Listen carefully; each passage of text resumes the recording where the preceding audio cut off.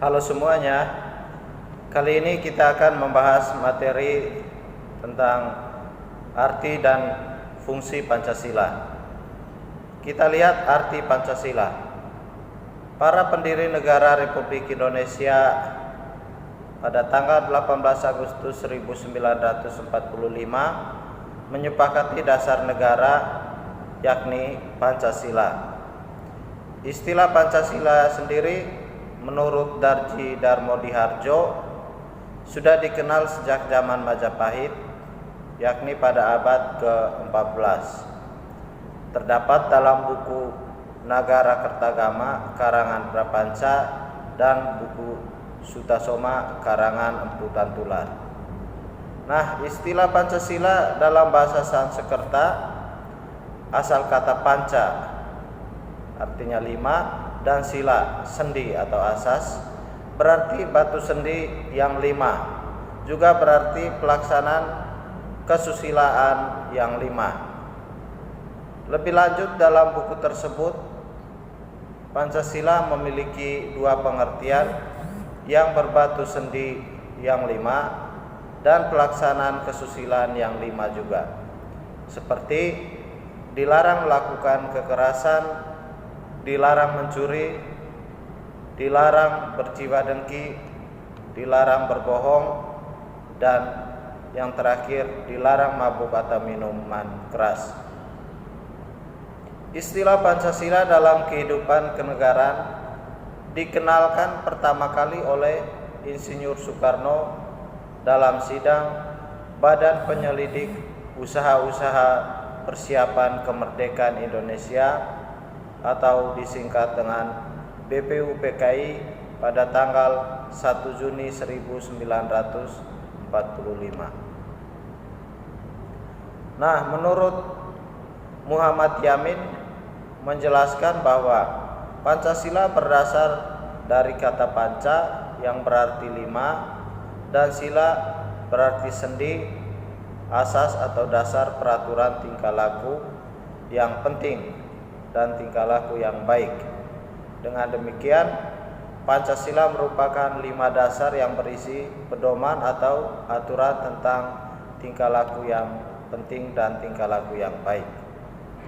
Pada sejak tanggal 18 Agustus 1945 ditetapkan sebagai dasar negara sebagaimana tertuang dalam alinea keempat pembukaan Undang-Undang Dasar Negara Republik Indonesia tahun 1945. Nah, kapan Pancasila ditetapkan sebagai dasar negara? Yakni pada tanggal 18 Agustus 1945. Yang berikutnya kita lihat fungsi Pancasila. Secara umum, fungsi dan peranan Pancasila menurut TAP MPR nomor 3/MPR tahun 2000 tentang sumber hukum nasional dan tata urutan perundangan dinyatakan bahwa Pancasila berfungsi sebagai dasar negara. Hal ini mengandung maksud bahwa Pancasila digunakan sebagai dasar untuk mengatur penyelenggaraan ketatanegaraan yang meliputi bidang politik, bidang ideologi, bidang ekonomi, bidang sosial budaya, dan pertahanan keamanan. Kita lihat fungsi dan peranan Pancasila sebelum kita ulangi bahwa fungsi dan peranan Pancasila sebelumnya telah kita kenal sebagai berikut. Ada beberapa fungsi dan peranan Pancasila. Yang pertama, Pancasila sebagai jiwa bangsa Indonesia. Maksudnya, Pancasila sebagai jiwa bangsa berfungsi agar Indonesia tetap hidup dalam Pancasila. Setiap bangsa dan negara tentu memiliki jiwa. Dalam hal ini, Pancasila menjadi jiwa bangsa Indonesia. Pancasila sendiri telah menjadi jiwa bangsa Indonesia sejak bangsa Indonesia lahir, yakni sejak proklamasi kemerdekaan Republik Indonesia. Yang kedua, Pancasila sebagai pribadi bangsa. Pancasila sebagai pribadi bangsa Indonesia memiliki fungsi yaitu sebagai hal yang memberi corak khas dan menjadi pembeda yang membedakan bangsa Indonesia dengan bangsa lain di dunia. Yang ketiga, Pancasila sebagai sumber dari segala sumber hukum. Pancasila sebagai sumber hukum berfungsi sebagai sumber hukum yang mengatur segala hukum yang berlaku di Indonesia. Semua hukum harus tunduk dengan Pancasila, dan setiap sila merupakan nilai dasar, sedangkan hukum adalah nilai instrumental atau penjabaran dari nilai-nilai dasar tadi. Yang keempat, Pancasila sebagai perjanjian luhur.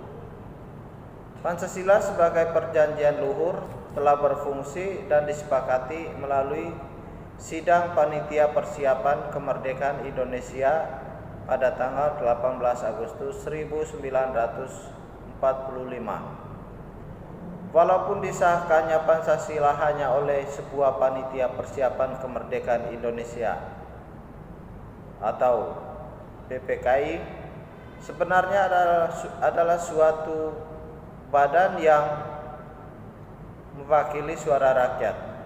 Jadi Pancasila merupakan hasil perjanjian bersama bangsa dan rakyat Indonesia. Yang kelima, Pancasila sebagai cita-cita dan tujuan bangsa Indonesia. Pancasila sebagai cita-cita bangsa Indonesia memiliki fungsi yakni untuk menciptakan masyarakat yang adil dan makmur. Keenam, Pancasila sebagai satu-satunya asas dalam kehidupan berbangsa dan bernegara. Pancasila sebagai satu-satunya asas adalah sebagai konsekuensi ditetapkannya Pancasila oleh bangsa Indonesia sebagai dasar negara dan juga merupakan perwujudan melaksanakan Pancasila secara murni dan konsekuen. Ketujuh, Pancasila sebagai moral pembangunan. 8. Pancasila dijadikan kerangka acuan tolak ukur, parameter, arah, dan tujuan dari pembangunan. Nah, itulah arti dan fungsi Pancasila, dan kita lihat selanjutnya untuk video kedua kita akan membahas tentang Pancasila sebagai dasar negara. Sampai jumpa lagi di video selanjutnya, dan jangan lupa subscribe dan like video ini. Terima kasih, Tuhan memberkati.